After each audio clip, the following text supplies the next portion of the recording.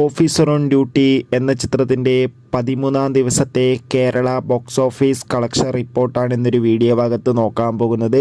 വീഡിയോയിൽ വരുമ്പോൾ video like ചെയ്യുക, ചാനൽ സബ്സ്ക്രൈബ് ചെയ്യുക.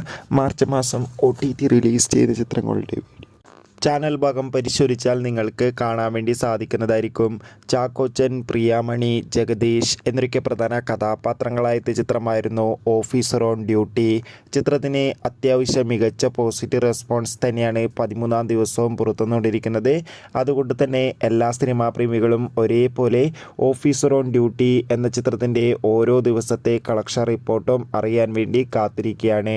ചിത്രത്തിൻ്റെ ഇന്ന് 13-ാം ദിവസവും കേരളത്തിൽ അത്യാവശ്യം മികച്ച ബുക്കിംഗ് ആണ് നടന്നത്.